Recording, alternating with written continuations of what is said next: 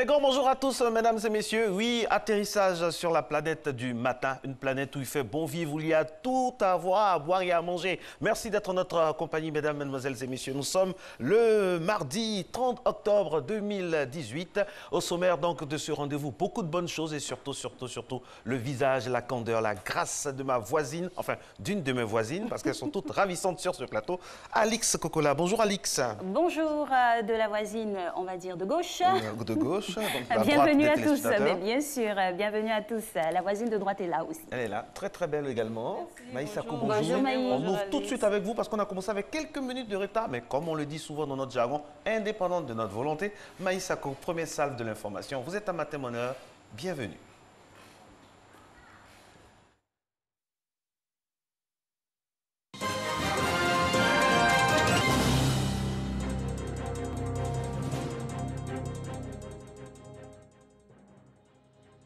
Tous, merci de suivre ce premier flash.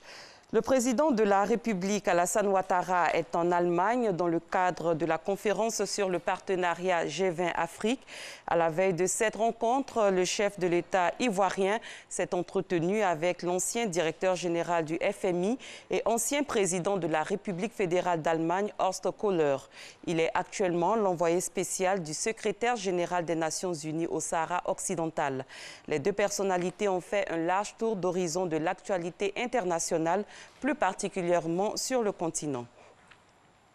Toujours hier, le président de la République, Alassane Ouattara, a pris part à un dîner offert par le président de la République fédérale d'Allemagne, Frank-Walter Steinmeier, au chef d'État africain invité à la conférence sur le partenariat G20 Afrique. Les dirigeants africains ont mis à profit ce rendez-vous pour faire le point sur la mise en œuvre du programme qui a pour objectif de promouvoir l'investissement privé, soutenir la croissance économique et lutter efficacement contre la pauvreté. Il préside désormais aux destinées de Bouna. Ouattara Dibongo en est le 31e roi. Il a pour nom de règne Niguet Glima. C'est lui qui a assuré l'intérim du roi défunt Djara Koroni II pendant 90 jours. Ouattara Dibongo a été intronisé dans la pure tradition Koulongo en présence du vice-président de la République Daniel Kablan-Duncan, du Premier ministre Amadou Gon Coulibaly et de plusieurs membres du gouvernement. On en parle avec Eugène Atoubi. Au nom de la solidarité, de l'harmonie intercommunautaire et des excellents rapports de voisinage érigés en valeur dans le Bonkani, la cérémonie d'intronisation du nouveau roi de Bouna a été un moment de fête collective. Invités de marque, le vice-président Daniel Kablan-Duncan et le Premier ministre Amadou Gon Coulibaly, ainsi qu'une forte délégation venue du Ghana voisin. Après 90 jours d'intérim comme exigé par la tradition en pays Koulango, Ouattara Kibankoro a été intronisé et devient ainsi le 31e roi de Bouna, successeur du défunt roi Djara Koroni II qui aura régné pendant 9 ans. Entre douleur et joie, population et invités attendent du nouveau roi de Bouna qu'il poursuive l'œuvre de son prédécesseur. Le nouveau roi de Bouna est de la lignée des Konga. 50 ans à peine, c'est le plus jeune des prétendants dans les 3 lignées du royaume de Bouna, d'où sont issus les rois. Avant sa prise de pouvoir, symbolisée le jour même de son intronisation par la victoire de ses guerriers sur ceux du défunt roi, le vice-président Daniel Kablan-Duncan et le premier ministre Amadou Gon Coulibaly ont été conduits par le roi de Yalo à la cour de feu Djara Koroni II pour un premier contact avec le futur roi pour un bref échange. Un peu plus tard, après que l'intérimaire a reçu ses attributs pour devenir le roi de Bouna avec pour nom de règne Danja Karedougou, traduisez fer dur, il a reçu les félicitations et les conseils du vice-président Daniel Kablan-Duncan au nom du président Alassane Ouattara. Majesté, vous êtes la digne lignée des rois du Boukani, puisque feu votre père, le Bouddha Massa, si j'ai bien noté, avant feu le roi Djara Koroni II. Vous êtes jeune, il est vrai, comme l'a écrit d'ailleurs le dramaturge Pierre Corneille, et je cite, « Aux âmes bien nées, la valeur n'attend point le nombre des années. On peut être jeune, mais on peut être efficace, ce que ça veut dire. Déjà chef de la province du Niamouin, dans le département de l'Europo, vous êtes connu pour être un homme pondéré et patient.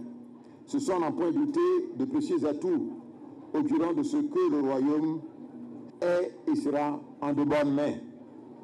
Au nom du président de la République, son Excellence M. Alassane Ouattara, nous vous adressons nos fervents vœux de succès pour un règne fructueux, pour le grand bonheur des populations du Boukani. Dandié Keredougou, actuel roi de Bouna, était employé de commerce. Parallèlement, il occupait la fonction de chef de canton de la province de Niamoué, jeune en sous-préfecture dans le département de Doropo.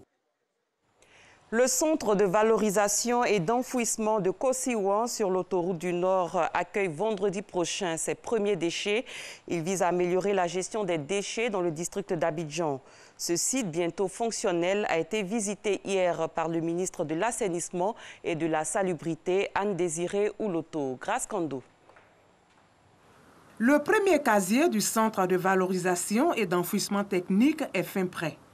Le vendredi prochain, le centre va accueillir ses premiers déchets.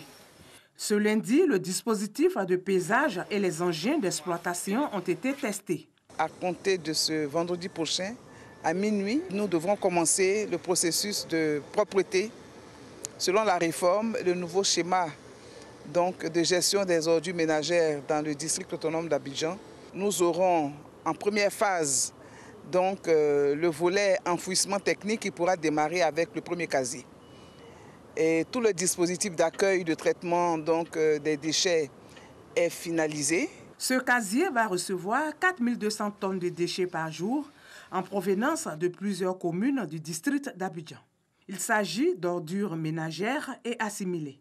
Avant que ces ordures n'arrivent dans ce centre, ces ordures transitent dans les centres de transfert, on les appelle communément les centres de groupage, pour pouvoir faire un tri préalable avant de nous envoyer les ultimes, c'est-à-dire les ordures qu'on peut enfouir. Vous avez des casiers qu'on appelle des alvéoles et dans ces casiers seront entreposées ces ordures. Vous aurez des appareils radioactifs qui permettront de détecter d'autres types d'ordures, mais pour lesquels il y aura un autre traitement particulier. Les déchets seront étalés avec du matériel lourd et après, chaque jour, il y aura de la couverture. Et le lixivia, il sera traité, récupéré et traité. Et tout ce qui est en vol et tout ça, il sera protégé. Donc il y aura une protection de l'environnement qui sera bien considérée, bien sûr, on respecte les normes internationales de l'environnement. 2 autres casiers sont en construction. Ils seront livrés dans quelques mois. Pour rappel, le centre de valorisation et d'enfouissement technique fait partie des réformes engagées par le gouvernement en matière de gestion moderne des déchets. Fin de ce premier rendez-vous de l'information. Je vous retrouve dans 30 minutes. Merci Maï, Merci à tout à beaucoup, l'heure. Maï. Et nous, il faut savoir qu'aujourd'hui, au programme de votre émission, on aura bien sûr à faire, on va dire, incursion dans un métier du matin au travers de notre passe-partout qui est de sortie, Nessie Ndri, n'est-ce pas? Nessie Ndri, normalement, on peut essayer de tenter de la voir, si techniquement on est prêt. Normalement, c'est prévu. Nessie Ndri, quelque part à Abidjan, c'est notre passe-partout. Elle essaie de prendre un peu la température de différents endroits. Est-ce qu'on a Nessie? Est-ce que c'est possible d'entrer en contact déjà avec Nessie? Nessie, est-ce qu'on peut avoir l'image de Nessie? C'est possible? Ben oui. Techniquement, pour tester un peu. Savoir où elle se trouve. Savoir où elle se trouve, Nessie.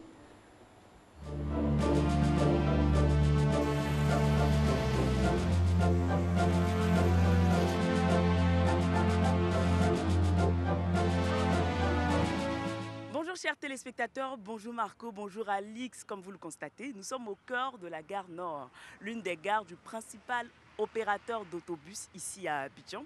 Et vous voyez, ça grouille de monde, les Abidjanais sortent de partout pour venir emprunter leurs différents bus. Notre mission ce jour, Marco, sera de vous rapporter l'ambiance qui prévaut ici les matins. Ah, ça bouillonne, hein, ça bouge de partout, les gens apparaissent, disparaissent, les bus viennent, repartent. Il y a une très belle ambiance ici. Beaucoup de bruit d'engins, vous entendez certainement. Normal, ce sont les rois. Nous avons aussi des passagers impatients qui attendent aux différents quais. Celui qui vient est en première place et les autres suivent derrière. Il y a une chaîne bien organisée, pas de bousculade. Les retardataires qui accourent afin de ne pas rater leur bus. Nous allons aller vers ces braves citoyens qui se sont levés tôt le matin afin de leur arracher quelques mots. Ok, voilà, vous avez pu le constater, Nessie se trouve à la gare Nord, c'est dans la commune d'Adjamé. Et donc, nous y reviendrons bien sûr, on va donner l'antenne à Nessie un peu plus bas. Pour l'heure, Marco, on va passer bien sûr à ce qui est calé Après notre intro avec le JT, c'est le coach Cyril qu'on a plaisir à retrouver pour des exercices sportifs.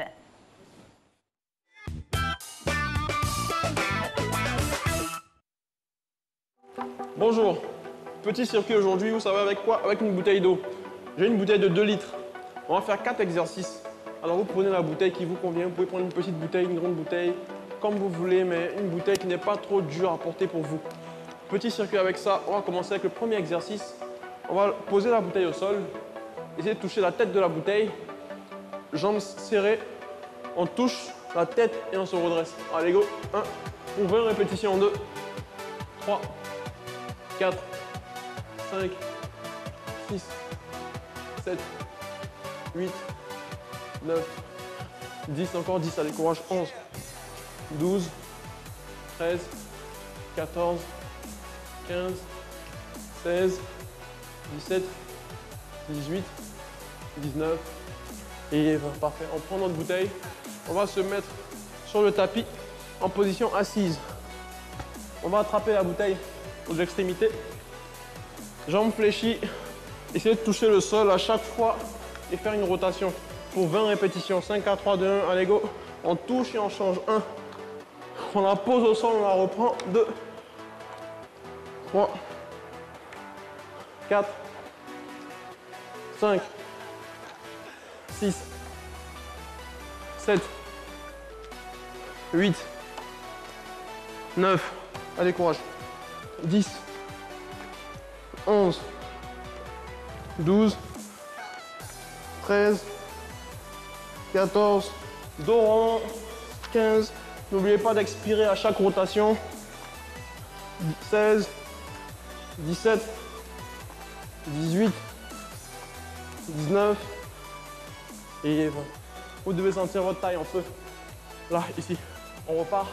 Un exercice cardio, toujours on attrape la bouteille aux extrémités, on serre, on part de la poitrine, jambes serrées, jambes écart, jambes serrées. 5, 4, 3, 2, 1, allez go, on va pour 20 répétitions.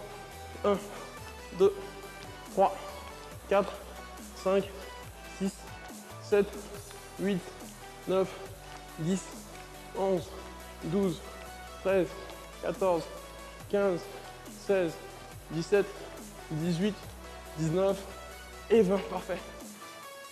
Quatrième exercice. On va juste mettre la bouteille devant nous. Se mettre en position de planche. Donc, coude au sol, jambes tendues et toucher l'extrémité de la bouteille, la tête de la bouteille. D'accord? On arrondit le dos, on monte le bassin, on touche la tête de la bouteille et on change de côté. 1, 2 pour 20 répétitions. 3, allez courage. 4, 5, 6, 7, 8, 9, 10, encore 10, 11, 12, 13, 14, 15, 16, 17, 18, 19 et 20. Parfait. Dernier exercice. On va se lever. On va poser la bouteille au sol et faire un saut de gauche à droite. Un saut avec un pas légèrement chassé. Donc on fait 1 et on change de côté. On va à 30 répétitions. Dernier exercice, on va ensemble. 5, 4, 3, 2, 1, allez go. 1, 2, très simple. 3, 4, 5, 6, 7, 8, 9, 10, allez courage. 11, 12, 13, 14, 15, 16, 17, 18, 19, 20, 21, 22, courage. 23, presque fini. 24, 25, 26, 27, 28, 29, 30. Fin de la session. Qui a dit qu'une bouteille ne pouvait pas vous faire transpirer? Passez une très belle journée. Prenez soin de vous. Hydratez-vous, c'est important. Je passe le flambeau à Marco et à Alix. Prenez soin de vous. Au revoir. Merci beaucoup, coach. On vous retrouve avec beaucoup de plaisir demain. Je rappelle qu'aujourd'hui, avec le coach, on revoit un peu les fondamentaux et on est très heureux de l'avoir cette année avec nous. Matin Bonheur, nous essayons, tant qu'on faire se peut, de vous faire plaisir, de vous apporter donc des éléments qui vous aident à vous réveiller. Je rappelle qu'aujourd'hui, dans la thématique, nous serons en compagnie du procureur de la République, M. Richard Adou-Christophe, qui viendra débattre avec nous du thème suivant, dérive sur Internet. Que dit la loi? Trop souvent, on assiste à des dérapages, à des mots qui dépassent souvent mes pensées, à des cris, à des mots d'oiseaux en griffe sur le net. Comment ça se passe? Quelle est la législation qui est de mise sur la toile, sur Internet en général? Lui, par contre, son objectif chaque jour, c'est de lire spécialement les journaux pour vous. Et ça se passe bien. Ange Patrick, maintenant, la revue de presse.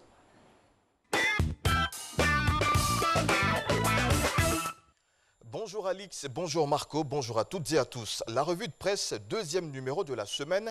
Et nous commençons par la Côte d'Ivoire où s'est tenue la première édition des journées scientifiques sur les pesticides à Abidjan. À cette occasion, d'après APA News, le ministre ivoirien de l'Environnement et du Développement durable a indiqué que quelques 4000 tonnes de pesticides frauduleux entrent sur le territoire ivoirien chaque année. Le professeur Seka Seka a aussi fait remarquer que les pesticides frauduleux sont un véritable danger pour la santé et l'environnement. Abidjan.net s'est intéressé pour sa part à une rencontre entre le ministre de l'économie et des finances Adama Koné et le manager général de la Banque de développement de Chine. Les échanges fructueux ont permis de déboucher sur des projets de réhabilitation de routes à travers toute la Côte d'Ivoire. Cette banque chinoise va aussi accompagner la Banque nationale d'investissement BNI à financer des PME. Notre revue de presse Afrique est axée sur l'explosion d'une kamikaze qui a fait au moins 20 blessés hier après-midi dans la capitale tunisienne. Selon les premiers éléments d'information, il s'agit d'une femme voilée, annonce Algérie Monde Info.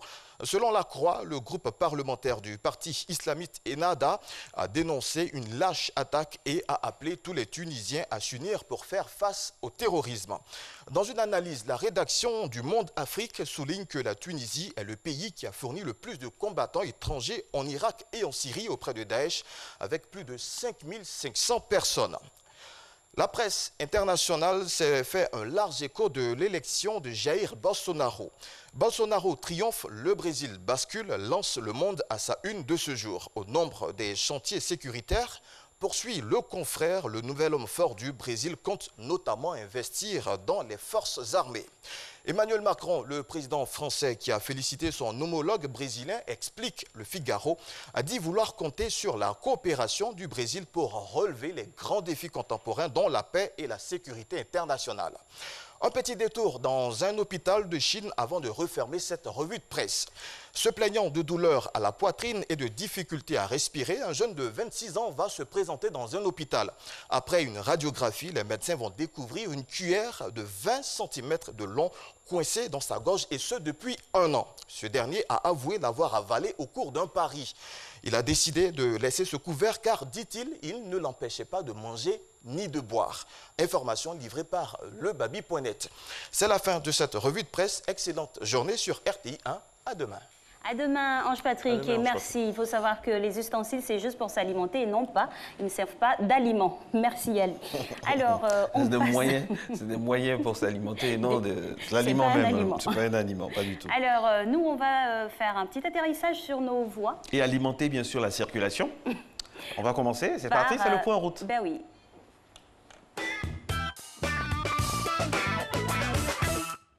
On va commencer bien sûr par le boulevard Lagunaire. Première image ce matin. On y va. Voilà. Ah, c'est le retour des algues. Pas trop top au niveau de la vision, ben au niveau de la vue, mais bon.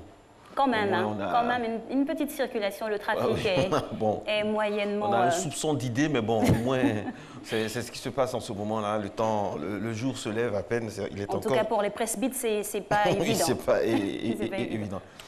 On revient sur cette même image. On revient, c'est un peu plus clair. On aperçoit donc quelques mouvements en tout cas. Le balai donc des véhicules sur l'asphalte au pied de l'immeuble Djekanou et des immeubles qui sont aux alentours. Et puis voilà.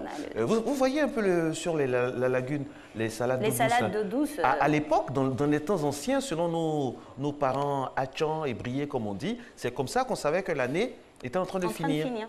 Oui. Et chaque fois que je vois ça, c'était le calendrier, c'était la base. C'était comme ça on savait que la fin de l'année approchait.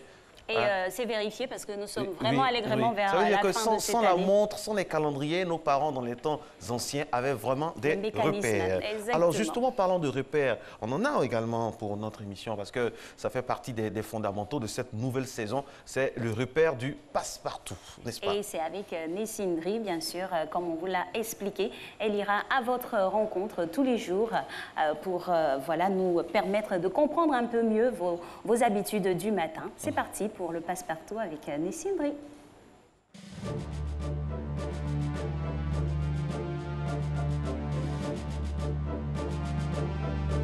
Vous avez l'habitude de vous lever tôt comme ça pour venir ici? Oui. Il faut dire que, entièrement, je viens d'Abobo. Je suis là-bas depuis 4h30. À peine d'arriver, j'ai vu 2 bus décoller. Ce qui veut dire que le bus est régulier, c'est le 19. Nous allons au port. Du port et continue qu'à Vredé Canal. Voilà, donc il faut dire que parfois elle est régulier, parfois aussi il tarde. De mon côté, c'est satisfait. Voilà. Merci beaucoup, donc on vous souhaite une très bonne journée. Vous allez rentrer à quelle heure? Je compte rentrer à 17h30.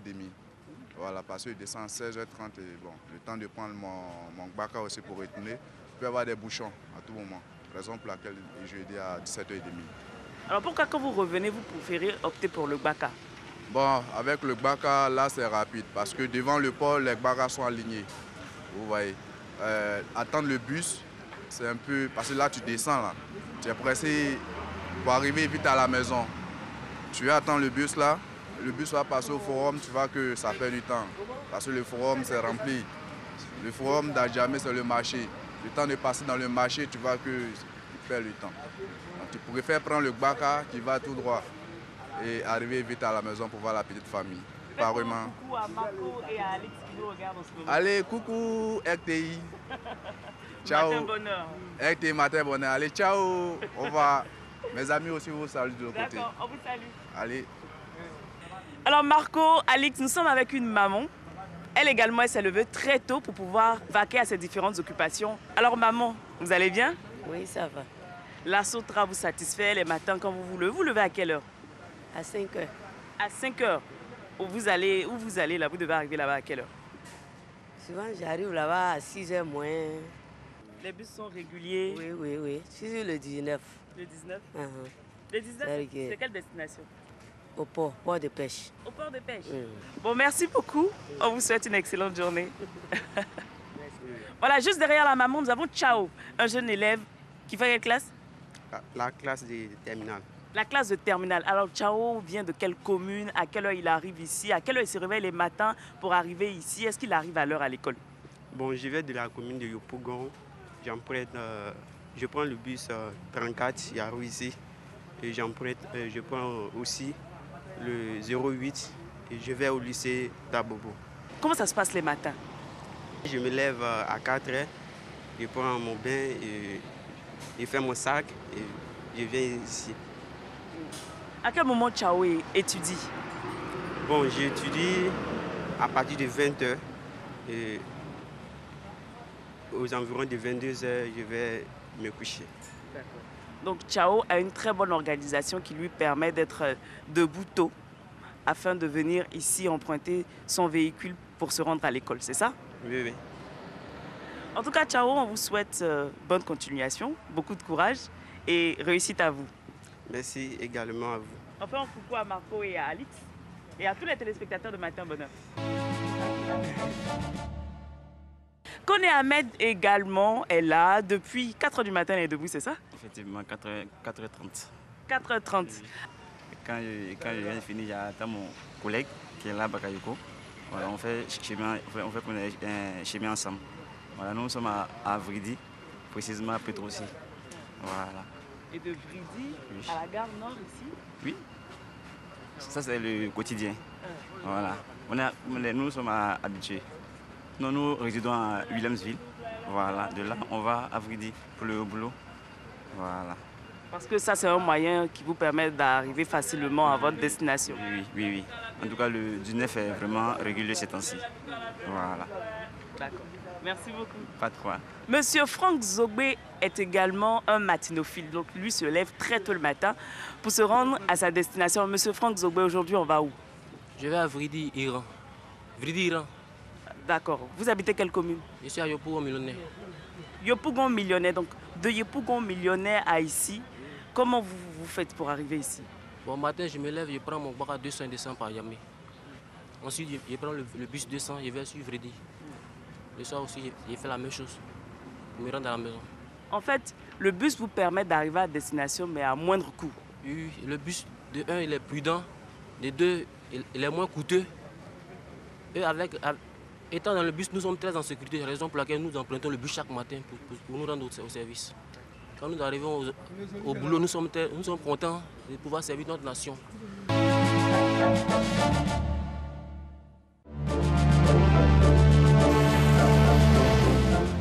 Mais Marco, Alix, nous avons terminé pour ce jour. Votre passe-partout était du côté d'Adjamé, au cœur de la gare Nord. À vous l'antenne. Allez, de retour sur le plateau. Merci à Nessie Ndri et puis à tous ces intervenants pour leur petit message. Nous sommes très heureux en tout cas d'aller à votre rencontre avec Nessie Ndri. Et nous, en plateau, tout de suite, on va aborder la rubrique e-digital. Aujourd'hui, nous parlerons bien sûr de la cybercriminalité, un défi de la transformation du digital en Côte d'Ivoire, en Afrique. Mais avant, jingle.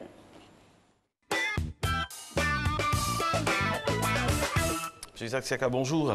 Bonjour. Alors dites-nous tout sur la cybercriminalité. Ça tombe bien parce que tout à l'heure, nous serons en compagnie de monsieur le procureur de la République pour parler juste des dérives sur le net.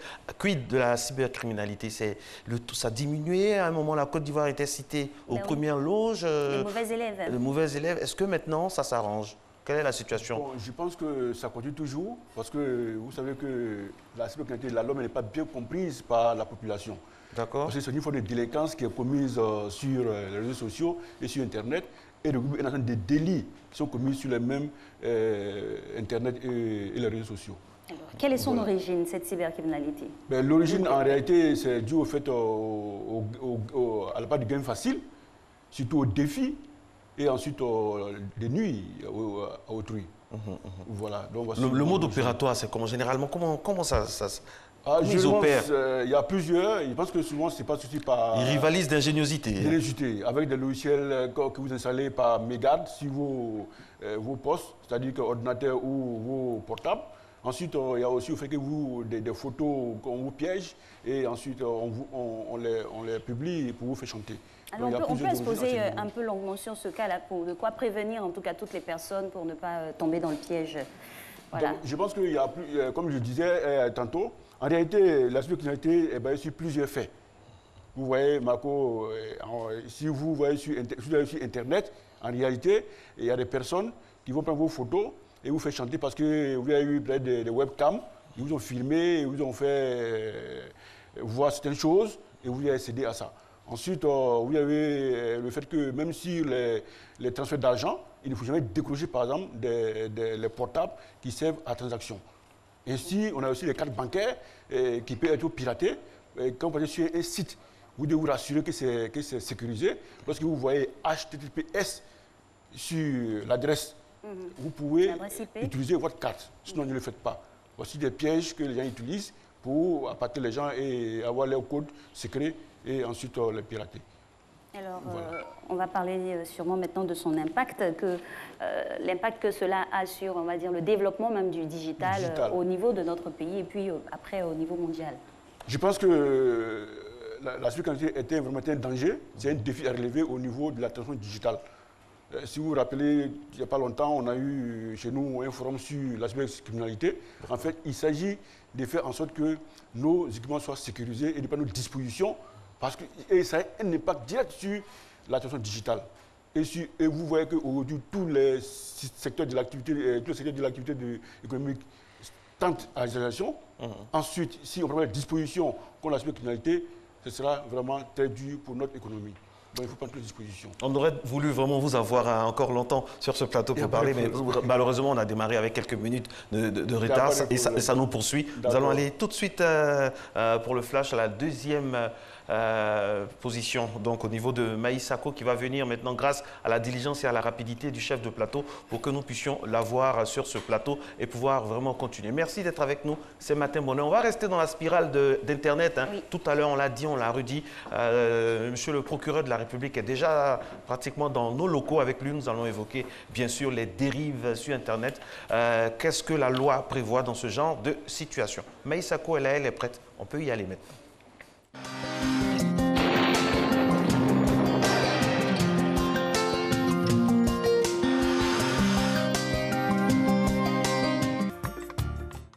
Mesdames et messieurs, bonjour. Pour cette matinée, les régions de l'Ouest et du Nord-Ouest connaîtront tôt le matin quelques pluies résiduelles avant que de belles éclaircies ne s'y installent. Dans la moitié sud, le début de matinée sera généralement nuageux avec possibilité d'averses localisées, notamment sur les régions du littoral, du sud forestier et du centre avant que le soleil ne s'y installe progressivement. Ailleurs, le temps sera partiellement nuageux. Les températures pour la matinée, on notera comme maximale 26 degrés sur la ville d'Abidjan, 25 degrés à Adiaké, à Bondoukou il fera 22 degrés, ce sera la minimale, 23 degrés dans la région du Gbeke, 24 degrés à Daloa, Dambokro et Gagnoa, 22 degrés sur la ville de Korogo, 23 degrés dans la région du Tonkpi, 22 degrés à Odiéné, 25 degrés à San Pedro comme à Sassandra, 24 degrés à Tabou, enfin 23 degrés sur la ville de Yamoussoukro. L'après-midi sera relativement ensoleillé sur l'ensemble du pays. Cependant, en milieu ou en fin de période au nord et à l'ouest, on aura des bourgeonnements nuageux pouvant occasionner des orages et des averses. Dans le sud forestier et sur les régions du littoral, l'effet de brise de mer favorisera les passages nuageux denses avec possibilité d'orages accompagnés de pluie. En fin de période, cette situation pourra intéresser les régions du centre. Partout ailleurs, le temps restera partiellement couvert. Les températures pour l'après-midi, on notera 31 degrés à Abidjan, Adiaké et Bondoukou, 32 degrés dans la région du Gbeke, 33 degrés comme maximale à Daloa comme à Dambokro, 32 degrés à Gagnoa ainsi qu'à Korogo, 31 degrés à Man, 32 degrés à Odiéné. La minimale de 30 degrés concernera les villes de San Pedro, Sassandra, Tabou, enfin 32 degrés à Yamoussoukro.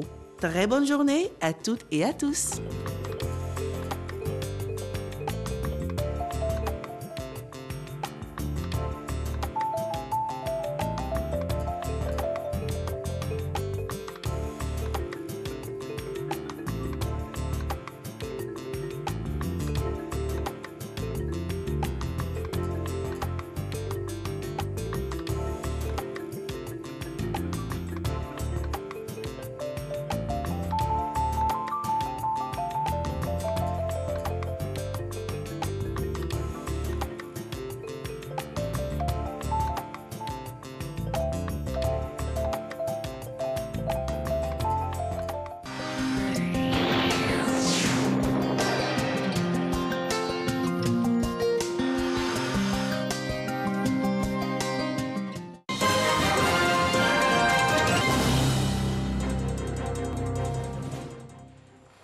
Bienvenue dans le deuxième volet de l'actualité.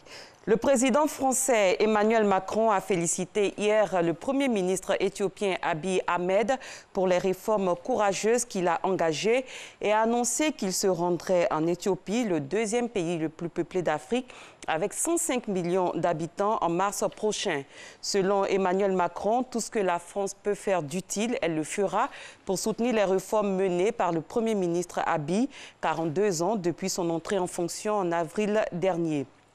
Ce dernier a notamment libéré des milliers de dissidents, signé un accord de paix avec l'Érythrée voisine et annoncé la privatisation de grandes sociétés publiques. Une femme s'est fait exploser à proximité de Tunis hier en début d'après-midi, avenue Bourguiba, l'une des principales artères de la capitale. Il y a eu au moins 15 blessés, dont 10 membres des forces de l'ordre.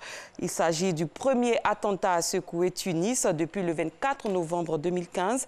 Une attaque suicide commise là aussi en plein centre-ville contre un bus de la garde présidentielle avait alors tué 12 agents. Cet attentat avait été revendiqué par le groupe terroriste État islamique. Abdoulaye Ndiaye est né en 1894 dans le village de Thiowor, à 180 km au nord de Dakar.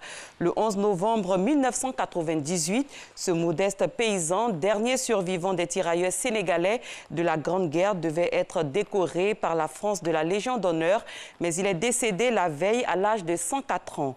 Engagé comme 600 000 autres soldats des colonies françaises, Abdoulaye Ndiaye a été blessé à la tête dans la Somme en France en 1916 après avoir pris part à la bataille des Dardanelles. Sa famille raconte, regardez. Le village de Thiawor, dans le nord du Sénégal. C'est dans cette modeste case qu'a vécu jusqu'à sa mort le dernier poilu sénégalais. Abdoulaye Ndiaye a combattu pour la France dès le début de la Première Guerre mondiale. Il est parti au front dès 1914. Il raconte son voyage de Dakar où ils ont reçu une instruction militaire sommaire au camp de Thiaroye. C'est là qu'ils ont reçu les premières instructions sommaires militaires pour quelqu'un tiré de sa brousse et qui va être soldat. Abdoulaye Ndiaye a tout juste 20 ans quand il est envoyé sur les fronts de la Somme, au chemin des Dames ainsi qu'à Verdun. Il est grièvement blessé durant les combats. À la fin de la guerre, il est renvoyé au Sénégal avec une modeste pension et un pass SNCF qui ne lui servira jamais. Ce que je sais, c'est qu'il était honoré d'avoir accompli une tâche, c'est-à-dire combattre sur le terrain militaire avec tous les rigueurs de la guerre, la mort, etc., de l'avoir fait pour la France, mais aussi de l'avoir fait pour honorer son père et ses frères. Abdoulaye Ndiaye est décédé quelques heures avant de recevoir la médaille de la Légion d'honneur à l'âge de 104 ans. C'était en 1998. Elle lui a été remise à titre posthume. Tout ce qu'il gagnait, il le redistribuait. C'est pour ça qu'il n'a pas laissé beaucoup. Quand il recevait sa pension, il la partageait avec les autres dans la matinée. En guise de dernière volonté, il avait demandé à la France de faire un geste pour son village. La piste des tirailleurs a été inaugurée en 2002. Aujourd'hui, sa famille demande juste à ce que cet héritage soit entretenu. La pollution de l'air, tant intérieur qu'extérieur, entraîne chaque année la mort de quelques 600 000 enfants de moins de 15 ans en raison d'infections aiguës des voies respiratoires, a alerté hier dans un rapport l'Organisation mondiale de la santé qui organise de lundi à jeudi à Genève la première conférence mondiale sur la pollution de l'air et la santé. En 2016, la pollution de l'air à l'intérieur des foyers et à l'extérieur a entraîné la mort de 543 000 enfants de moins de 5 ans et de 52 000 enfants âgés de 5 à 15 ans en raison d'infections aiguës des voies respiratoires selon le rapport. Le rapport explique aussi que les femmes enceintes exposées à de l'air pollué sont plus susceptibles d'accoucher prématurément et d'avoir des bébés de faible poids à la naissance. Fin de ce deuxième flash, je vous retrouve à 7 h. Merci Maï. Merci beaucoup Maïs. À tout à l'heure. Et nous, pour continuer cette émission, on vous parlera bien sûr des événements qui ont eu lieu un mardi 30, pas précisément un mardi, mais un 30 octobre sur la planète Terre.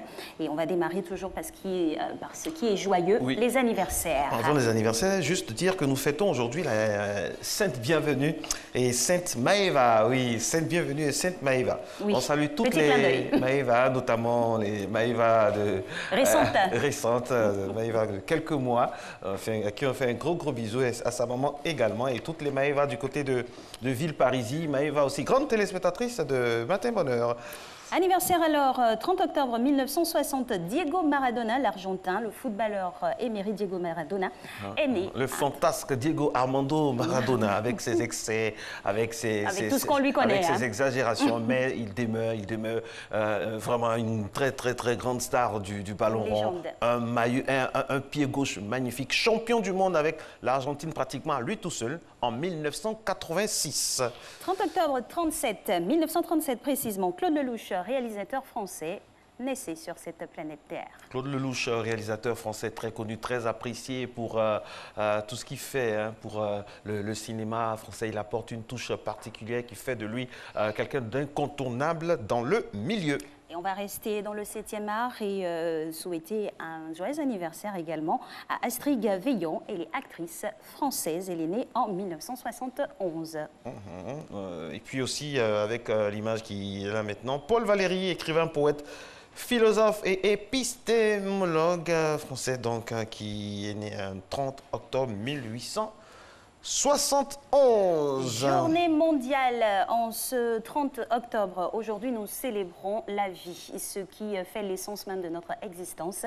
Il faut savoir que s'il y a bien une journée mondiale qui se fait tout doucement, une place, c'est bien celle-là. Et son origine est à rechercher, même à retrouver ici dans notre pays à travers l'ONG Les Amis de la Vie, que nous saluons avec beaucoup de déférence. Oui, bonjour cette ONG qui fait énormément avec des vidéos à poster pour célébrer la vie, parce qu'au-delà de tout ce que nous faisons, c'est la vie, hein, c'est la vie qui nous permet vraiment d'avoir toutes ces pulsions et toute cette sympathie. On salue Caroline Da Silva qui est très impliquée avec son époux dans cette lutte-là, une ONG qui fait beaucoup. Vraiment, on la salue, on lui dit félicitations, chapeau, et vous êtes tous, nous sommes tous des amis de la vie. Bien dit. Et nous allons partir pour un autre... Avec les amis de la radio, Ben oui, les voilà. amis du matin. Dans les amis du matin, il y a ceux de la télé, Alix et moi, et il y a ceux de la radio, de Fréquence 2. C'est la bande, la fameuse bande d'Isaac Dosso, donc, qui est, soit dit en passant, l'une des plus belles voix du paysage radiophonique d'Afrique de l'Ouest et principalement en Côte d'Ivoire. Isaac Dosso avec sa bande joyeuse. Là, actuellement, ils sont en train d'évoquer... ils sont à quel sujet, là? Parce qu'à cette heure-là, ils doivent être en train de débriefer sur, par rapport au développement personnel. On va essayer d'entrer en contact avec eux. Alors, Mr. Isaac, are you okay this morning? Vous êtes bien dans les matins d'Isaac, c'est la matinale survitaminée de Fréquence 2, 6h, 9h sur la radio qui te réveille.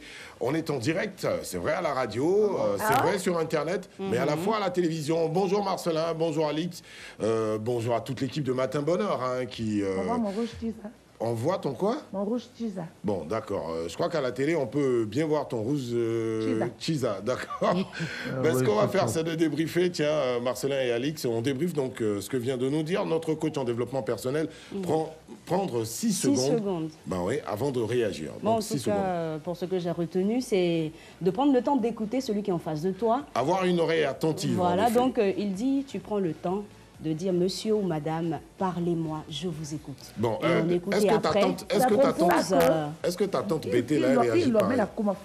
C'est pour ça que frapper des mamans fait plus mal que frapper des papas. Bon, ok. Parce que quand tu fais une bêtise, le papa il n'attend pas. Dès qu'il te voit boubou, alors que la mère, elle s'assoit. Et puis elle te dit, prends 6 secondes, tu viens ici. Ok. Ça, c'est sur les 6 secondes de la mère. Hein? Les 6 secondes. Ok. Elle te dit, viens ici. Tu sais que quand tu arrives là, tu es au courant? Bon, j'ai une pensée pour toutes les mamans hein, qui frappent les enfants avec tout ce qu'elles trouvent sur le côté. Oui. Donc c'est soit la chaussure, soit le pilon, le mortier. Ah, tu veux quoi? Je me lève. Autant là où elle est installée, là. Ouais, pose la question à Joseph Andiou, il se souvient bien de cette époque-là. Ah ouais? Tu sais, je me lève là où je suis, je vais te tuer. Bon, alors, viens, je te frappe. Les hiboux, généralement, ils sont très réactifs, impulsifs. Ils sont habitués à la police, c'est des voleurs. Donc, ils sont très réactifs. Et puis, il crie beaucoup. Est-ce que Carlton, il prend 6 secondes avant de réagir? Il a appliqué. En fait, en prenant tes 6 secondes, ce que tu ne sais pas, on est à la radio et à la fois diffusé à la télé, ça s'appelle un blanc. Ah, mais j'ai fait les 6 secondes. Voilà, il appliquait le conseil du coach. Le stimulus, tu mises. Le stimulus. T'étais pas obligé de faire ça. T'étais pas obligé de faire ça. Non, il faut avoir une oreille attentive, c'est hyper important. Lorsqu'on vous parle. Non, mais si vous n'écoutez pas, si vous ne prenez pas les 6 secondes pour réfléchir avant de réagir, il y a des chances, ou sinon il y a des risques de dire n'importe quoi. Mais les hommes se tromper à tout moment. Quand il trompe sa femme, quand sa femme l'attrape, elle dit tu faisais quoi, Yann? Le gars il est serré. Mais la sérénité, là. Avant de réagir. Mais justement, les 6 secondes permettent de créer la mise en scène. Ah bon, il en sait quelque chose, parce qu'il y a les gestes qui accompagnent quand il parle. C'est ce que tu as dit. Non, jeune dame, ne m'indexez pas dans ces qu'est-ce que j'ai dit? figures-là. Il a fait ça. Tu as fait ça en même temps. Je n'en sais rien. 6 secondes, il enlève sa paire de lunettes. Non, mais attends, il y a la réponse. Moi, on parle de quoi déjà? dans la chambre. On parle de quoi déjà? D'accord. Oui, c'est ma chambre. Mais je ne sais pas de quoi tu parles. Je ne sais pas de quoi tu parles. Carlton, toi, tu dis quoi, Carlton? Non, si tu vois Marcelin Govoy, il s'est habillé comme ça. Il prend 6 secondes. Marcelin Govoy. Govoy. C'est même Gola. Il veut prendre 6 secondes d'abord avant de mettre son veste parce qu'il est toujours vesté. Il n'est jamais t-shirté. Voilà. Il est toujours vesté, il n'est jamais t-shirté. Non, attention. Lui, ses costards, c'est pas des veste. Attention. C'est du genre kérosène, quoi. Non, tu parles de kérosène. Mais en fait, il y a deux styles. Ouais, mais kérosène ne peut pas être une référence devant Marcelin, il faut arrêter. Bon, allez. On ne peut pas parler de Nova de Paris. On ne peut pas parler de Nova de Paris et parler de Luciano. Non. Vous nous écoutez live en direct à la radio sur 92.0 de la bande FM. Yann Baou est là. Oui, avec grand plaisir. Calais, avec son rouge. D'accord, et Carlton Yoka, c'est bien les matins d'Isaac, désormais tous les mardis. Mais Isaac Dosso est là aussi. Bah ouais, merci, c'est gentil. Désormais tous les mardis. Enfin, un détour donc dans Matin Bonheur, grâce à l'équipe gentille donc de Marco, de Alix, de Joseph Andjou, de la Réal. Donc, Ange Patrick, mec, est là-bas. Oui, Ange Patrick et Oli également. Oli est là-bas. Toute l'équipe de production RTI 1 à qui on passe le bonjour. Donc ne vous déconnectez pas, on débriefe par ici. Donc la vitamine de notre coach en développement personnel. La suite se fera en musique sur la radio, profitez bien. Et puis si vous êtes téléspectateur de RTI 1, ne décrochez pas non plus, parce que le meilleur reste forcément à venir. Virgule musicale. Retour sur le plateau, donc j'aimerais dire que vraiment, c'est pas ce que je vous ai fait, c'est pas Gauvois, respectez quand même le patronyme, monsieur mon père, à qui je fais un gros bisou, qui nous regarde. Mais en matière de vestage, là, voilà, franchement. En matière de vestage, ils ont trouvé quoi? Mais vous vestez tout le temps? Ah bon? On vous voit rarement dans une autre tenue. Non, je suis polyvalent. La dernière fois, je suis polyvalent. Je suis ouvert à tous les styles. Sur 100%, c'est bien 99,9%. C'est vrai que je suis Gadiseli compatible, mais il y a d'autres styles. Tout le monde me voit à la télé, dans la ville, en culotte. Je suis polyvalent. Mais pour le respect que je dois donc aux téléspectateurs de temps en temps. Mais oui, ça vous va bien en même temps. Merci beaucoup. Voilà, merci on beaucoup. apprécie. C'est gentil. Et j'aimerais dire à Carlton que c'est pas à Jamie qu'on achète quand même. Elle sait où j'achète. Oui, j'ai la référence et je pourrais lui donner l'adresse. Mais j'espère qu'il pourra tenir aussi à la facture. Voilà. Ce matin, Bonheur, l'interaction avec la radio. Donc, fréquence 2, la fréquence jeune, la fréquence la plus in du paysage radiophonique. Il est 6h46 partout dans Côte d'Ivoire. Je le dis, je le redis, on le redit avec beaucoup de plaisir. Le procureur de la République sera avec nous dans quelques minutes pour nous parler un peu des dérives sur Internet à la faveur récemment des élections municipales. Il y a eu tellement de choses, tellement d'invectives, tellement d'injures, même avant. On est dans une... non, c'est pas facile sur Internet. Il y a trop d'injures gratuites. Le temps pour vous de vous justifier ce qui était faux devient presque une vérité qui va nous dire, est-ce qu'on peut porter plainte? Qu'est-ce que la loi dit? Et puis, quels sont les moyens? Parce que ça aussi, c'est important, Alix. Quels moyens ils ont pour lutter contre cela? Parce qu'on peut être ailleurs et dire des choses, dire n'importe quoi. Et comment la législation ivoirienne s'organise pour mettre le grappin sur ces personnes indélicates-là. Ce sera tout à l'heure, mais avant. Mais avant, nous partons pour ce qui malheureusement fait légion maintenant, c'est l'immigration clandestine. On remarque qu'il y a plusieurs jeunes d'ici, de l'Afrique, qui décident de partir au péril de leur vie à l'extérieur. Et notre cher confrère de l'information, Serge Coléa, s'est penché sur l'aventure en Russie, le rêve brisé de nombreux jeunes Ivoiriens. C'est parti. C'est aux portes de l'ambassade de Côte d'Ivoire en Russie que nous rencontrons Alexis Goké. Ce jeune Ivoirien a passé 5 années à Moscou dans l'espoir de réaliser son rêve de devenir footballeur. Des gens qui m'ont donné l'invitation m'ont accueilli. J'ai pu obtenir avec des petits clubs ici, mais ça n'a pas donné. Plus de 3 millions de francs CFA investis par sa famille pour obtenir le billet d'avion et des papiers d'entrée en Russie. Au bout de ce sacrifice, un rêve brisé. pour jouer au football ici, la Russie, il faut être professionnel. Il faut être professionnel peut-être dans l'équipe nationale. En ce moment, tu peux avoir la possibilité, mais si ce n'est que peut-être les clubs, les 2-2, 2-3, non, ça ne peut pas marcher ici. Le jeune homme, n'ayant plus la force de retourner en Côte d'Ivoire, se fond dans la communauté ivoirienne. Il devient chercheur, comme on les appelle ici.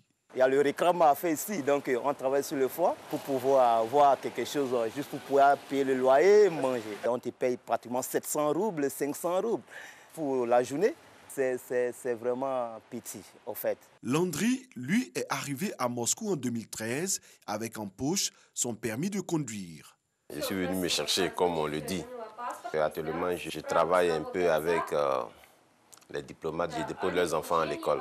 Ils sont nombreux, ces jeunes Ivoiriens, à avoir rêvé grand en arrivant en Russie. Il y a plein d'hommes qui mettent les photos sur Facebook et sur Instagram. C'est ça qui fait les gens, beaucoup d'hommes rêvent de venir ici. Une fois sur place, la triste réalité s'impose à eux. Tous ceux qui sont ici, qui viennent ici, on les blague. Ici, c'est la misère. Il n'y a rien ici. Ici, on prend un appartement en groupe et puis bon, quand le mois finit, on se cotise pour payer le loyer. Beaucoup qui voient que bon, il y a plus d'espoir, ils rentrent. Mais nous, pour le moment, on est là parce qu'on espère que bon, d'ici là, ça peut aller. Alexis Goké, lui, a décidé de rentrer en Côte d'Ivoire. Aujourd'hui, il a rendez-vous à l'ambassade. Il va peut-être obtenir son document de sortie. Bonjour, madame. Bonjour, monsieur. Ça va bien, hein? Ça va, ça va. Oui, il était là. Alexis reçoit effectivement le précieux billet de sortie. Sans ce document, les sans-papiers désireux de sortir de la Russie encourent à la prison une fois appréhendés à l'aéroport. La communauté ivoirienne en Russie est forte d'environ 400 personnes enregistrées par les services de l'ambassade.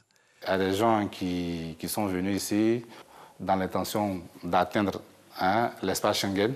Il y a des passeurs et tout ça, mais c'est difficile. Et qui sont restés ici par défaut. Donc ils exercent des petits boulots. Il y a certains qui sont chauffeurs, des wara-wara, les taxis banalisés. Et la meilleure intégration, c'est souvent aussi le mariage avec les filles russes. De l'avis des diplomates et agents russes de l'ambassade, les chances de réussite pour un migrant ivoirien ou même africain en Russie sont minces. Je crois que c'est mieux de rentrer au pays parce que ici, c'est pas facile de retrouver un bon travail. Leurs difficiles conditions de vie amènent parfois certains Ivoiriens venus se chercher à tremper dans des pratiques délictuelles. On a des ressortissants qui sont incarcérés, on a des ressortissants qui nous saisissent, qui veulent rentrer au pays. Parce que compte tenu des difficultés, il y a des gens qui ont des véritables soucis, même au niveau de la santé et tout ça. C'est souvent que pour des cas d'extrême urgence, nous faisons appel à Abidjan. Le lendemain matin, nous avons rendez-vous avec Alexis Goké. Nous voulons constater de nous-mêmes la réalité du cadre de vie des Ivoiriens. Mais au téléphone, il se rétracte. Je suis avec beaucoup de personnes, la maison est petite, donc vraiment, quand j'ai parlé de ça à la maison, ils ont fait savoir que non, on n'est pas... C'est que vous, dans votre quartier, les conditions dans lesquelles vous vivez, on ne peut pas filmer ça. On n'est pas venu filmer à la maison parce que la maison, si au moins elle était confortable, quand même on pourrait arranger les choses un peu quand même. Dans cet état-là, vraiment, avec 8 personnes dans la chambre et tout ça là, pour moi. Mais vous dormez comment, 8 personnes dans la chambre là? En fait, chacun a son matelas. Chacun à sa place. Alexis Goké a pu finalement rejoindre la Côte d'Ivoire 2 semaines après notre entretien. Voilà, il est 6h52 de tout cœur avec ces personnes qui souffrent. Comme elle a dit, la dame, c'est mieux d'être chez soi ou bien d'aller de façon officielle, de façon normale. On espère que c'est le cas de la circulation routière ce matin. On va essayer d'aller voir encore, tester donc l'ambiance et puis surtout la régularité sur l'asphalte. On va commencer avec les changeurs de Marcory. Ah, le soleil commence à se lever, c'est magnifique, regardez cette image. On a un joli pays, une belle capitale. Hein. Oh là là, c'est trop joli ça. Et voilà, la circulation, la circulation est un peu timide. Oui, c'est le matin, oui. Il faut être lève-tôt ou tout simplement rester là à nous regarder. Et puis il faut payer 500 aussi, hein. Non, c'est pas donné aussi. Non, mais bon, ça va pour rejoindre son lieu de travail en moins de temps. Donc, ce serait bien de pouvoir utiliser l'échangeur de Marc Aurier. C'est pas tout. On part pour le boulevard Lagunaire, si la technique veut bien.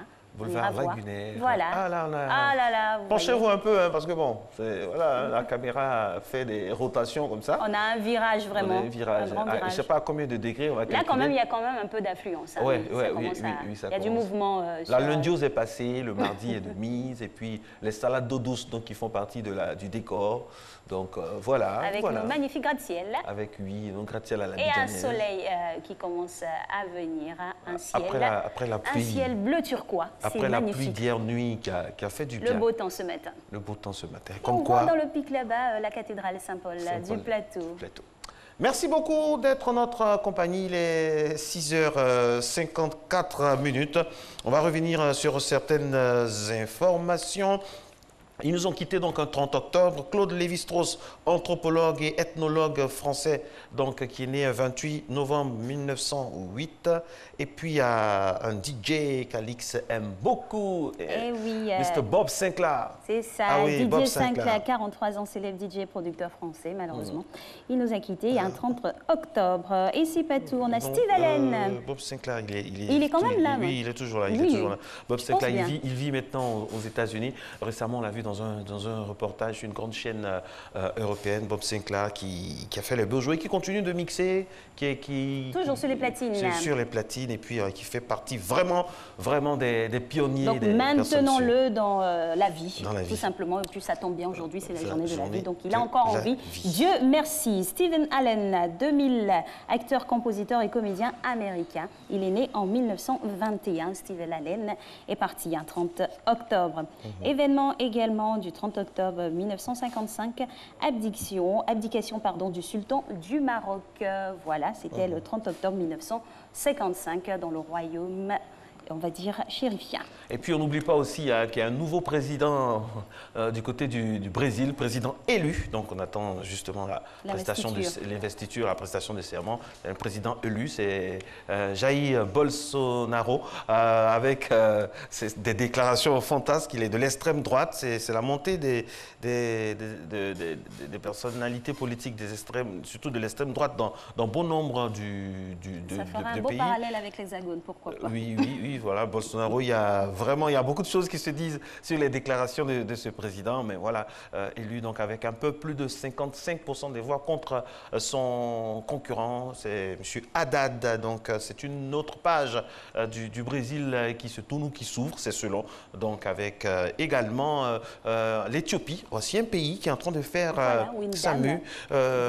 Voilà, l'Éthiopie qui a son président. Sa présidente. C'est une femme, oui, une présidente. Voilà, et qui respecte la parité, il faut le dire, au niveau des membres du gouvernement. On a 50% de femmes, 50% d'hommes. Vivement la même chose près de nous ici, ce serait bien. Près de nous ici, vous ne voulez pas dire directement vivement la même chose chez nous. En Côte d'Ivoire, bien sûr. Vivons la même chose en Côte d'Ivoire, parce que les ressources ne manquent pas. On profite pour faire un clin d'œil à Mme Euphrasie Yahou et son compagnon qui recouvre de plusieurs compétences au niveau féminin. Les femmes ont énormément de potentialité. Demain, justement, en parlant de femmes, une femme sera sur ce plateau mercredi pour nous parler donc de l'attitude des parents vis-à-vis du personnel de maison. Les nounous, les nannies, les tatis. Comment faire? Quelle attitude avoir face aux nounous qui gèrent nos enfants? Quel contrat, entre guillemets, et puis quelle manière de les intégrer, d'appréhender tout ça? Ce sera notre sujet de famille ce mercredi. Aujourd'hui, donc, nous sommes le 30 octobre 2018. Dans quelques instants seulement, nous allons basculer, c'est même maintenant, nous allons basculer dans la dernière sphère de l'information. On aura la météo, la pub et le JT. Dernier flash présenté, vous le savez, depuis ce matin, par Maï Sako Gay.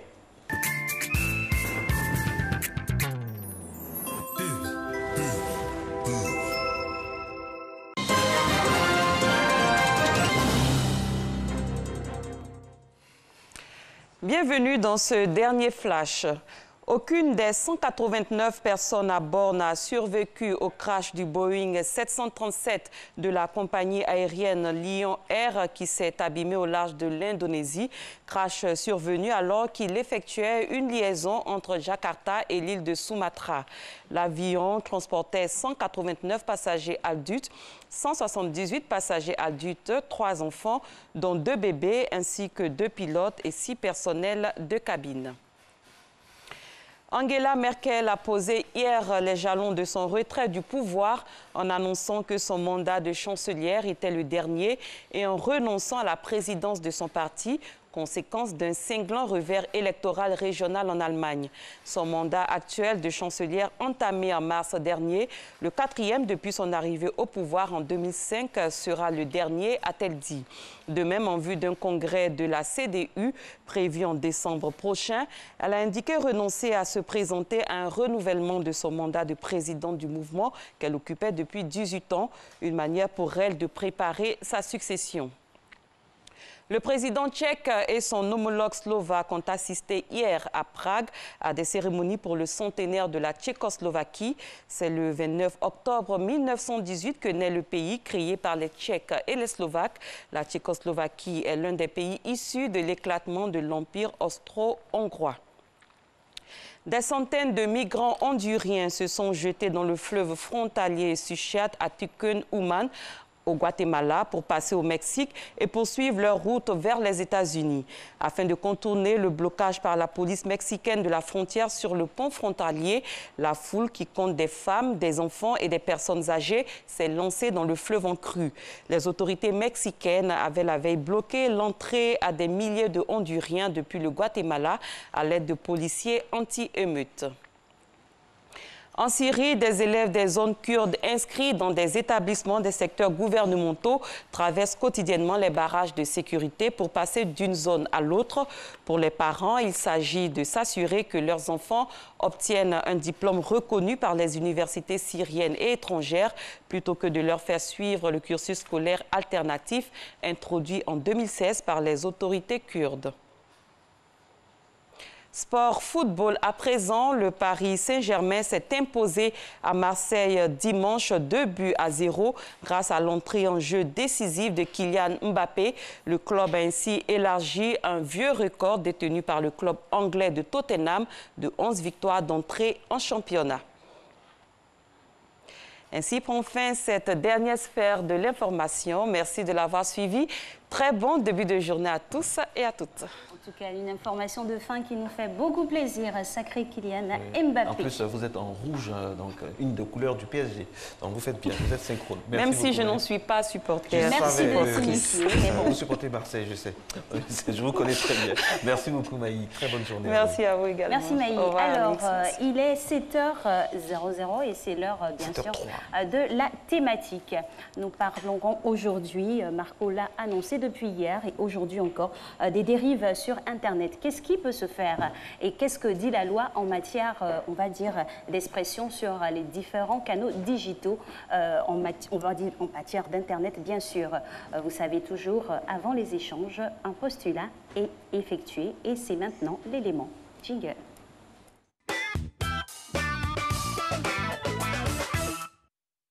Les réseaux sociaux sont une plateforme permettant de relier des individus en ligne. Aujourd'hui, ils sont d'extraordinaires outils de communication entre internautes. Chaque matin que je me réveille, la première des choses, je vais sur les réseaux sociaux pour avoir les informations du pays et d'ailleurs. Voilà. Moi, personnellement, c'est pour m'informer de l'actualité. Moi, je me mets sur les nets pour causer avec des amis, pour avoir des correspondants, pour faire les recherches, quoi. Sur les réseaux sociaux, je me distrais. Voilà, j'échange avec des amis via Messenger. Je publie quelques images de mes activités. Voilà, je profite de faire la communication de mes activités sur les réseaux sociaux. À l'heure où les réseaux sociaux sont devenus incontournables, ils ne cessent pourtant d'être pointés du doigt. Les réseaux sociaux peuvent entraîner des dérives sur la toile. Atteinte au droit, à l'image ou à la vie privée, tout y passe. Comment réagir? Toute personne qui pose sur les réseaux sociaux font les publications, j'allais dire grossières, sont passives, en principe sont passives de poursuites judiciaires. Avec la technologie aujourd'hui qui a avancé, je pense que l'ATCI a tous les moyens possibles de répertorier telle ou telle personne qui s'adonne à ces actes-là sur les réseaux sociaux. Concernant les actes d'injure et de diffamation sur Facebook, moi je pense que c'est quelque chose à condamner. Parce qu'aujourd'hui, si quand même on condamne ces actes-là, je pense que on sera à même de diminuer ou même d'arrêter cela. Pour ma part, ce n'est pas forcément de sanctionner les actes d'injure et de diffamation sur les réseaux sociaux. Toute personne a le droit et a la liberté d'expression. Nous sommes dans un état de droit, nous sommes dans un état démocrate, nous sommes dans un état où il y a la liberté d'expression. Donc le Facebook est comme un journal. Pour moi, il n'y a pas lieu de condamner des personnes qui profèrent des injures sur les réseaux sociaux, mais en même temps, conscientiser ces personnes-là en leur disant que le Facebook est un lieu de distraction et non un lieu où on insulte, un lieu de dépravation sexuelle. La liberté d'expression a ses limites. En mars 2018, pour la première fois en Côte d'Ivoire, la justice a condamné un jeune de 31 ans à 12 mois de prison ferme avec une amende de 5 millions de francs CFA pour dérive sur les réseaux sociaux. Ce dernier avait appelé au meurtre et à la violence contre les familles de gendarmes sur le réseau social Facebook. Pendant ce temps, des émeutes avaient cours dans la ville de Mbayakro. Voilà, le postulat est posé, hein, mesdames et messieurs. Nous sommes, vous le constatez, hein, à travers cette magnifique image pilotée par Christelle Akoussa qui réalise cette émission. Monsieur le procureur, bonjour. Bonjour. Au nom de la rédactrice en chef, je vous dis merci d'avoir accepté notre invitation. Donc, de nombreuses personnes estiment qu'Internet, normalement, les réseaux sociaux sont des espaces de liberté d'expression, des espaces de liberté absolue, mais pas de libertinage. Est-ce que ces personnes ont raison de le penser? Je vous remercie pour votre question. Il faut dire qu'au départ, Internet, notamment les réseaux sociaux, ont été inventés pour rapprocher les populations, échanger des documents, faire même de la médecine, faire des travaux scientifiques à distance. Cela permettait à celui qui est en Côte d'Ivoire de pouvoir communiquer à l'instant avec celui qui est aux États-Unis, au Canada, en France ou partout dans le monde. Le but premier était donc de rapprocher les populations. Mais qu'est-ce que nous avons constaté depuis quelque temps? La première vision des réseaux sociaux a été dévoyée. De plus en plus, nous assistons à autre chose. Au lieu de constituer donc un facteur de rapprochement, on se rend compte que ça devient un facteur de division, d'appel à la haine, d'appel à la sédition, d'appel à l'opposition des communautés. Et c'est en cela que cela n'est pas normal. Mais je tiens à vous dire que ce ne sont pas des espaces de non-droit. Ça, il faut que ce soit clair parce que déjà, en 2001, le traité de Budapest en Hongrie qui avait déjà posé les jalons de la lutte contre la cybercriminalité. Parce que le monde entier s'était rendu compte qu'au lieu qu'on échange des documents, qu'on se rapproche, certaines personnes malicieuses ont décidé d'utiliser les réseaux sociaux pour commettre des infractions. Évidemment, il fallait donc rechercher ces personnes, poser les jalons de la répression de ces infractions. Et c'est ce qui a été repris en Afrique d'abord avec le traité de Malabo, ensuite les directives de l'Union africaine et également en Côte d'Ivoire, il y a eu des lois sur la cybercriminalité et tout ce qui concerne les infractions en matière d'Internet. Donc ce ne sont pas des espaces de non-droit, ce sont des espaces qui sont régis par la loi, notamment par la loi pénale. Monsieur le procureur, suis-je libre d'écrire ou de dire ce que je veux sur mon compte, comme on le dit, le mur, puisque j'estime que c'est privé? En réalité, on est libre d'écrire et de dire ce qu'on veut, mais à condition que ça ne heurte pas la loi pénale. C'est vrai, vous pouvez dire, par exemple, de votre voisin, vous pouvez écrire sur votre mur, parce qu'il y a des personnes qui sont très malignes, qui ont dans leur chambre des tableaux noirs avec un crayon ou même avec une craie blanche. Ils peuvent dire tout ce qu'ils veulent sur les tableaux. Après, ils referment la porte de leur chambre. Ce n'est pas porté à la connaissance de quelqu'un. Mais quand vous sortez de votre chambre, que vous allez sur le mur et que par la suite vous publiez, Mais évidemment, vous portez les informations qui étaient d'abord secrètes, qui étaient ensuite dans votre chambre, vous les portez à la connaissance d'autrui. À partir de ce moment, vous pouvez rencontrer la loi pénale. Parce que ça peut heurter, n'est-ce pas, la sensibilité de quelqu'un, ça peut lui porter atteinte à son honneur, à sa sensibilité. Et dans ce cas-là, la loi permet qu'on puisse, n'est-ce pas, vous présenter devant le procureur de la République. Concrètement, quelles sont ces infractions commises via Internet et les réseaux sociaux? Qu'est-ce qu'on ne doit pas faire? Quelles sont les limites? Je vous remercie pour votre question parce qu'effectivement, la loi, elle a été votée en Côte d'Ivoire depuis 2013, la loi sur la cybercriminalité.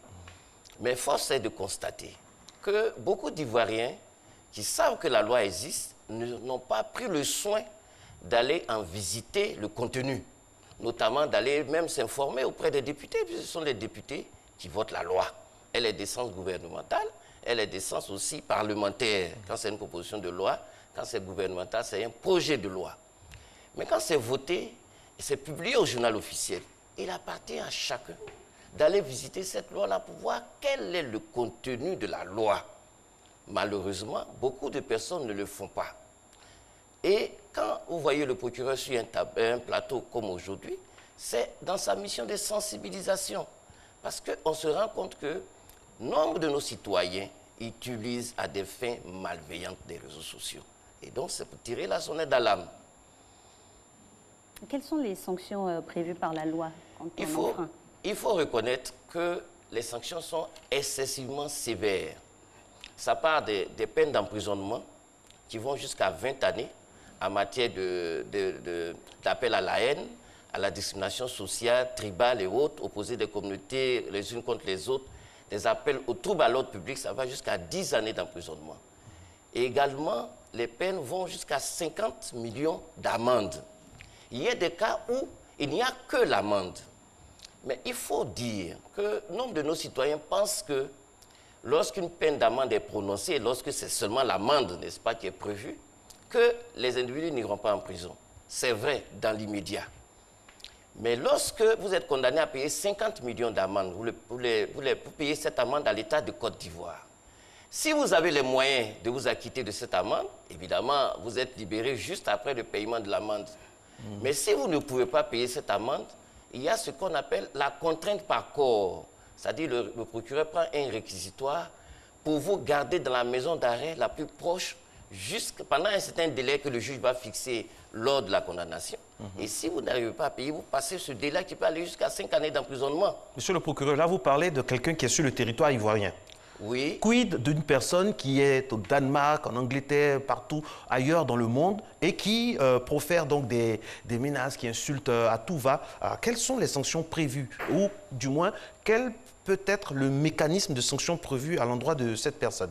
Je voudrais vous remercier pour cette question. Effectivement, il y a beaucoup de personnes qui pensent qu'ils peuvent se cacher derrière un numéro de téléphone, un numéro WhatsApp ou même une page Facebook. Il n'en est rien. Autant Internet n'a pas de frontières. Il n'a pas de rédacteur en chef. Il n'y a pas de rédacteur en chef, même si dans certains blogs ou des administrateurs, il y a quand même des modérateurs. Mais autant il n'y a pas de limite virtuelle, autant il y a la possibilité toujours d'utiliser les mécanismes de répression, même internationale. Nous avons signé des accords de coopération internationale. Il y a la police Interpol. Nous avons les mandats d'arrêt internationaux qui peuvent être, au besoin, lancés contre ces personnes. Mais il y a des gens qui font ça, mais qui sont toujours d'activité. Il y a des gens qui insultent, qui sont là, mais qui sont dans des pays étrangers, mais qui continuent. Ça veut dire que ce que vous avez tenté de faire n'a pas marché? Ah non, non. En réalité, c'est la coopération judiciaire internationale. Vous savez, au niveau du droit, nous avons des accords de coopération avec d'autres juridictions, avec d'autres États. Et lorsque des infractions sont commises, nous avons la possibilité de demander par commission rogatoire à l'État requis de nous ramener la personne, surtout lorsqu'elle a la nationalité ivoirienne. Parce que vous savez qu'on ne peut pas extrader un national. Si cette personne a la nationalité du pays qui l'accueille, évidemment, il sera difficile. Mais si elle est ivoirienne, à tout moment, on peut demander son extradition. Ce n'est pas gagné d'avance, mais il y a la possibilité... Si c'est une personne en exil, monsieur le procureur, si la personne est exilée? Exilée, oui, mais être en exil ne veut pas dire commettre une infraction. Et il ne faudrait pas oublier que cette infraction, qui est infraction en Côte d'Ivoire peut être également pénalement réprimée dans le pays d'accueil. Et si l'État de Côte d'Ivoire, si les juridictions ivoiriennes recherchent cette personne pour l'infraction précise, on peut demander à l'État requis de regarder les agissements de cette personne. Et pour condamner quelqu'un, on n'a pas besoin d'avoir la nationalité du pays qui accueille. Il faut juste avoir commis une infraction. Si l'infraction commise est réprimée en Côte d'Ivoire et dans l'État d'accueil, on n'aura pas besoin. L'État d'accueil va se charger lui-même de réprimer parce qu'aucun pays ne peut prêter son territoire à la commission d'infraction. Mais vous le savez, en matière d'Internet, effectivement, il y a des gens qui utilisent de faux profils, des avatars et autres. Et donc, la recherche est difficile, mais elle aboutira forcément parce que aujourd'hui, avec la police scientifique, même quand vous commettez une infraction dans la vie réelle, je parle de la vie de tous les jours, je parle de l'espace virtuel comme Internet, le délinquant laisse toujours des traces sur le lieu du crime. Et il revient des fois. Il revient des fois, mais il laisse toujours des traces. Soit ce sont des empreintes, des traces de sang, des gouttes de sueur. Nous avons toujours la possibilité. Mais en matière d'Internet également, c'est la même chose. Vous avez toujours un numéro de téléphone. Vous avez un compte Facebook. Vous avez un numéro WhatsApp.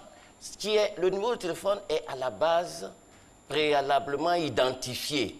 Et même, vous savez que même dans les cyberespaces, les mineurs n'ont pas accès. Il faut absolument qu'ils soient parrainés par un majeur. Et en cas de délit reproché à ce mineur, c'est le majeur qui viendra pour assumer. Et donc, il faut que les uns et les autres comprennent que les tests de répression existent en matière de cybercriminalité.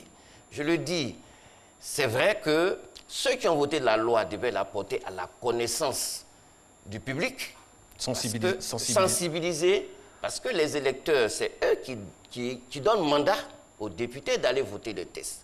C'est à eux de demander aux députés, mais la loi que vous êtes allé voter, qu'est-ce qu'elle dit? Est-ce qu'aujourd'hui, je suis libre de dire, de faire tout ce que je veux sur le réseau social? Est-ce que je peux appeler au meurtre? Est-ce que je peux appeler à la sédition, à la destruction des biens publics ou privés? Injures, xénophobie. Injures, xénophobie, racisme, tout ça. On doit pouvoir leur dire, ah non, non, stop, ou faites attention parce que nous avons la police scientifique, nous avons la direction de l'informatique et des traces technologiques, nous avons la plateforme de lutte contre la cybercriminalité. Ce sont des instruments techniques dont dispose l'État de Côte d'Ivoire pour rechercher, traquer et ensuite mettre fin à l'agissement de ceux qui pensent que Internet est un moyen de non-droit, où on peut tout se permettre, et n'est pas vrai. Alors, monsieur le procureur, quand quelqu'un fait une publication de nature, on va dire, à être qualifiée d'infraction, tous ceux qui commentent en bas sont responsables aussi? Il faut distinguer. La responsabilité pénale est personnelle. Mais il y a également des tests qui répriment ceux qui reproduisent et ceux qui permettent de divulguer. En fait, c'est ça. Parce qu'une information qui passe, avant de faire sienne cette information, il faut prendre le soin de vérifier. Parce que la duplication, la divulgation, sans avoir vérifié de certaines informations, est aussi répréhensible. Et c'est pour cela que, avant de partager une information, il faut s'assurer de sa véracité et il faut s'assurer du fait que cette information n'est pas elle-même constitutive d'une infraction à la loi pénale. Auquel cas, vous également, vous allez, n'est-ce pas, répondre de vos faits. Alors, est-ce que je suis responsable d'un commentaire sur ma page, sur mon blog, un commentaire qui peut être antisémite, qui peut être négationniste, qui peut être séditionniste, enfin, un commentaire qui est sur ma page, sur mon blog, qui n'émane pas directement de moi? Je vous remercie. Vous savez que depuis un moment, depuis l'année dernière déjà, j'avais initié plusieurs rencontres avec déjà les administrateurs des forums Facebook et autres. Il est clair que la première responsabilité incombe à celui qui fait la publication contraire à la loi. Mais celui aussi qui offre, n'est-ce pas, son blog à des personnes pour commettre des infractions peut aussi engager sa responsabilité pénale parce qu'il lui appartient, il appartient aux administrateurs de faire signer d'abord des chartes de bonne conduite, de bonne utilisation. Il leur appartient également de trouver des modérateurs qui vont veiller à ce que les contenus publiés ne soient pas illicites. Et il y a également, comme je l'ai indiqué, la police scientifique à travers la DITT ou la PLCC qui dit, par exemple, que cette publication, elle est contraire à la loi. Il appartient aux blogueurs de retirer immédiatement et sans délai. Faute pour l'administrateur de le faire, évidemment, celui qui ne le fait pas rapidement peut être, n'est-ce pas, soumis à des sanctions pénales. Alors, monsieur le procureur, faut-il nécessairement une plainte pour qu'il y ait poursuite d'une infraction commise sur Internet ou sur les réseaux sociaux? Cela dépend. Cela dépend effectivement parce que généralement c'est en matière de diffamation et autres. En droit ivoirien et au terme, n'est-ce pas, de la loi, il y a ce qu'on appelle la diffamation envers les personnes privées. Quand par exemple, Tata Pion, un citoyen lambda, est l'objet d'une diffamation sur les réseaux sociaux, il appartient à ce citoyen, à cette personne lésée, offensée, de porter une plainte. D'accord. Cette plainte se fait soit directement à la police ou à la gendarmerie, soit adressée au procureur de la République que je suis. L'un dans l'autre. Même quand c'est adressé à la gendarmerie ou à la police, ces unités-là font une enquête et les travaux sont dirigés, les procès-verbaux qui en résultent sont acheminés au procureur. Maintenant, à côté de cela, il y a des personnes qui sont dépositaires d'une charge publique. Ces personnes-là sont protégées spécialement du fait de la fonction qu'elles incarnent. Il s'agit de? Il s'agit par exemple du Premier ministre, des ministres, des magistrats, des policiers, du président de la République. Il s'agit des personnes... Vice-président également, tout ça? Comment? Le vice-président? Oui, le vice-président également. Il s'agit de ces personnalités-là qui sont dépositaires d'une charge publique. Là, quand c'est comme ça, quand ces personnes-là font l'objet d'une infraction, évidemment, le procureur peut s'auto-saisir. Pour les personnes privées, il leur appartient elles-mêmes de porter une plainte. D'accord. Ça n'appartient pas au procureur, parce que le procureur peut estimer que c'est une diffamation à l'égard de ces personnes, mais ces personnes peuvent estimer qu'il n'y a pas lieu à. Mais pour les personnes dépositaires d'une charge publique, le procureur s'auto-saisit. C'est la loi ivoirienne qui le dit. Alors, moi, j'aimerais savoir, vous avez cité des personnes qui sont intouchables, en griffe hein, dans le domaine, mais quand ces personnes dont vous venez de parler, via le net, véhiculent des messages qui sont parfois contraires à l'éthique ou à l'esprit vraiment requis par rapport à ce que vous dites, comment ça se passe? Par exemple, un homme politique, un ministre, un député, un militaire, un militaire, par exemple, en pleine campagne électorale, qui a une attitude alors que le code électoral est clair, qui a des messages sur les réseaux sociaux. Qu'est-ce que vous faites? Je vous remercie pour cette question parce que ça nous a été souvent de fois posé. Il faut distinguer ce qu'on appelle les propos de campagne. Vous savez, faire la campagne, c'est faire la publicité. Vous avez vu qu'avant chaque élection, pendant un délai qui peut osciller entre 1 semaine et 2 semaines, il est permis aux candidats d'aller à la rencontre des électeurs. Évidemment, ce sont des propos de campagne. On va pour faire sa publicité. Monsieur Govoy, tout à l'heure, pendant que j'attendais dans l'antichambre, j'ai vu qu'il y avait de la publicité. J'ai même vu une publicité à l'époque où il y avait des véhicules qui traversaient l'eau, ou des véhicules qui s'envolaient. Évidemment, celui qui va acheter un tel véhicule, si demain il rentre dans l'eau et que le véhicule est hors d'usage, il ne va pas se dire « Ah non, il faut que j'assigne immédiatement ». Il faut rechercher la responsabilité. C'est ça aussi la campagne électorale. Donc c'est normal quoi, que ces personnes-là... Au cours de la campagne, vous savez, au cours de la campagne, on fait sa publicité. On dénigre un tout petit peu aussi de l'adversaire, mais c'est vraiment de bonne guerre. Des fois, c'est poussé. Hein? Des fois, c'est poussé. Oui, mais à condition que ça ne dépasse pas certaines limites. Les limites sont fixées comment? Non, vous savez, les limites, ça doit être évident. Ça doit être évident. Si au cours d'une campagne, on prend des armes et puis on s'en va tirer sur son adversaire, évidemment, on a dépassé la limite infranchissable. Et quand pendant une campagne, on tient un discours et puis qu'on a une arme et que tout le monde sait? Ah non, au cours d'une campagne, personne, aucun citoyen qui n'a pas un permis de port d'armes ne peut porter d'armes. Ça, c'est clair. Comme je dis, s'il y a des infractions qui sont dénoncées, évidemment, nous poursuivons. Mais la période de campagne, les propos qui y sont tenus, comme on dit, sont des propos de campagne. Mais pourtant, c'est dans cette même période-là qu'il y a des injures, ça vole très bas, xénophobie, vraiment, c'était vraiment chargé. C'était vraiment chargé. Mais à vous entendre, on a l'impression que, bon, c'est la campagne, on laisse, c'est la campagne, on laisse. Ça en a un peu peur, ça quand on entend. Évidemment, je vous ai dit que au cours de la campagne, ceux qui sont... Tous les coups sont permis? Non, pas forcément. Mais ceux qui recherchent les voix des électeurs ont la possibilité de dire certaines choses. Il n'y a jamais de reddition de compte après une élection où on dit « Ah, mais vous avez promis cela au cours de la campagne, pourquoi vous n'avez pas réalisé, vous êtes en infraction ». Mais ce n'est pas l'occasion non plus. Pour ceux qui ne recherchent même pas de voix de certains électeurs, de commettre des infractions. Parce que c'est limité. La campagne, c'est pour ceux qui recherchent des voix. Mais il ne faudrait pas aussi que certaines personnes qui n'ont rien à voir avec la campagne se disent « Ah non, non, non, comme c'est le moment où on peut tout dire, il faut que je... » Non. Non, non, non. Ça, il faut que ce soit clair. Comme je vous l'ai indiqué, la police scientifique, à travers la DITT et la plateforme de la lutte contre la cybercriminalité, veille au grain. Et je voulais relever, et c'est très important de le dire, que aujourd'hui, nous sommes dans un monde en proie au terrorisme.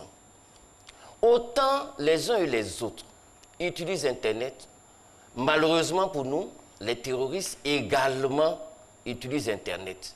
Et lorsque la DITT, à travers la PLCC, ont mis en place les moyens de surveiller les réseaux sociaux, c'était surtout pour parer aux attaques terroristes. Parce que parfois, il y a des messages qui sont véhiculés, qui sont diffusés, qui tendent à la radicalisation des uns et des autres pour commettre des attentats.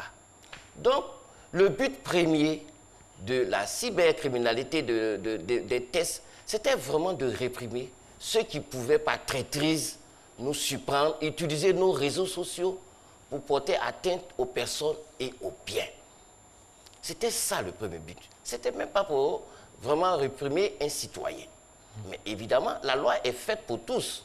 Donc, tant que certains citoyens, à côté des objectifs nobles d'Internet que j'ai développés précédemment, utiliseront les réseaux sociaux pour invectiver, pour pousser, pour faire des appels à la haine, à la discrimination. Évidemment, la loi va s'appliquer à eux. Mais je tiens et je dis et je redis, il ne faudrait pas que l'Ivoirien, nous les Ivoiriens, nous prenions tout le temps pour distraire nos organes de police qui sont chargés de veiller sur notre sécurité. Il ne faudrait pas qu'on les occupe à 90% pour rechercher certains de nos concitoyens qui vont commettre des infractions. Je crois qu'il y a plus important et il y a plus grave. Et c'est pour cela que le procureur fait sa mission de sensibilisation, d'éducation.